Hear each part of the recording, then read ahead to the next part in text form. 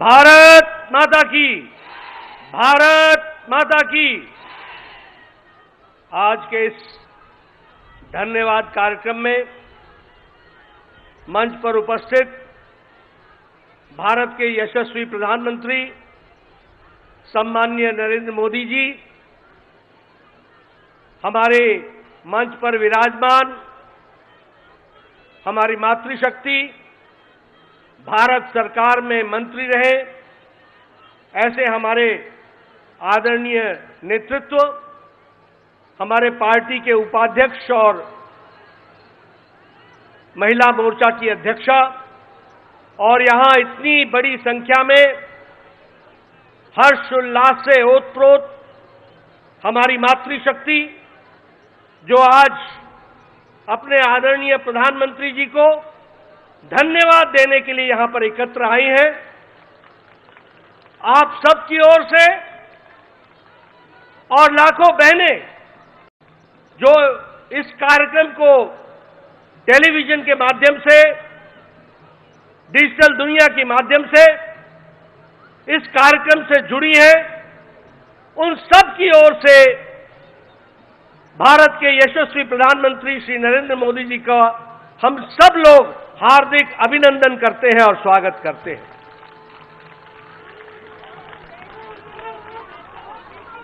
यह हम सब के लिए बहुत ही ऐतिहासिक घड़ी है जो इतिहास में आगे चल करके दर्ज होगी और लंबे समय तक याद किया जाएगा।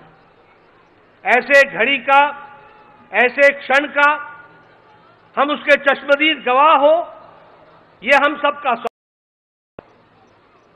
ये ऐतिहासिक घड़ी, ये भावनाओं से भरी हुई घड़ी, ये भावुक कर देने वाली घड़ी जिसका हम सब लोगों को लंबे समय से इंतजार था, वह संभव हो पाया तो दूरदृष्टि, अटूट निश्चय और पक्ष के साथ प्रधानमंत्री मोदी जी ने ये नारी शक्ति वंदन विधेयक को समय पर ला करके जो पारित कराया है, इसके लिए भी हम उनका हार्दिक अभिनंदन करते हैं, स्वागत करते हैं।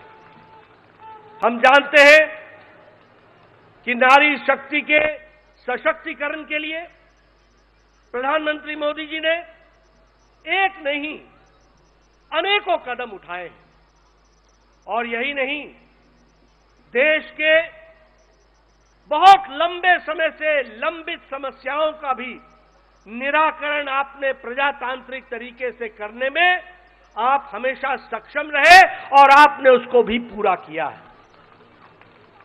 अगर हम याद करें तो जो हम 52, 54 में धारा 370 की बात करते थे, ये आपका अटूट निश्चय, आपकी दूरदृष्टि और आपकी इच्छा शक्ति का परिणाम है कि धारा 370 समाप्त हुआ और जम्मू कश्मीर भारत का अभिन्न अंग के दृष्टि से स्थापित भी हुआ। यह हम सब लोगों ने देखा।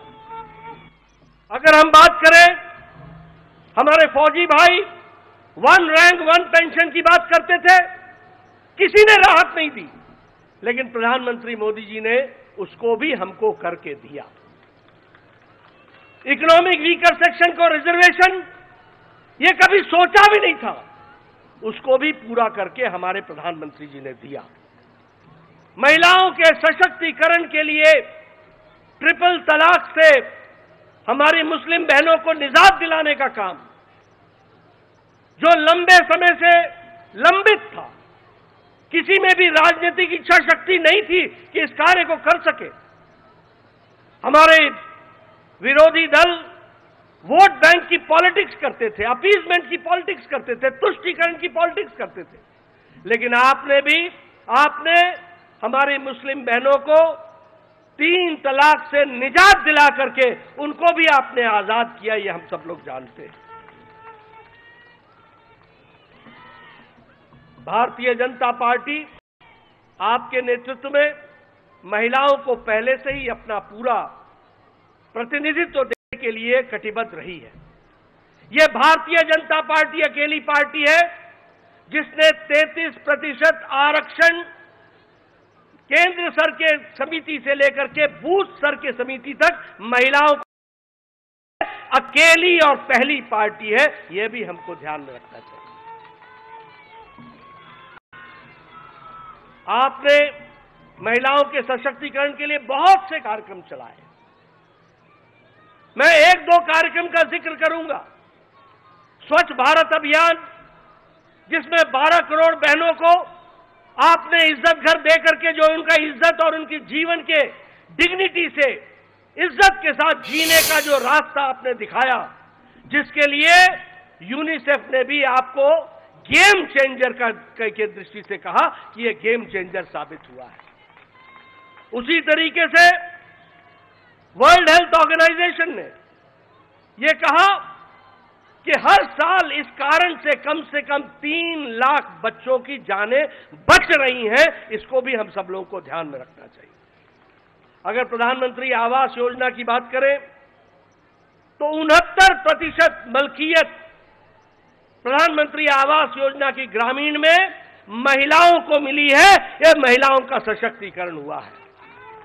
और जल जीवन मिशन में हमारे नोबेल लॉरिएट माइकल क्रमर कहते हैं कि यह लगभग 1.5 लाख लोगों को जीवन दान देने वाला यह कार्यक्रम चल रहा है। इसको भी कहा गया है। और वर्ल्ड हेल्थ ऑर्गेनाइजेशन ने कहा कि डायरिया से 4 लाख बच्चों की जीवन की लीला बची है। इसको भी हमको ध्यान में रखना चाहिए। और कल का ऐतिहासिक दिन, नई संसद भवन में गणेश उत्सव पर पहले लोकसभा से निर्विघ्न वह प्रस्ताव पारित हुआ और संविधान का संशोधन हुआ। और कल देर रात राज्यसभा से भी वह पारित होकर के वह एक सच्चाई के रूप में हम सबके सामने आया है।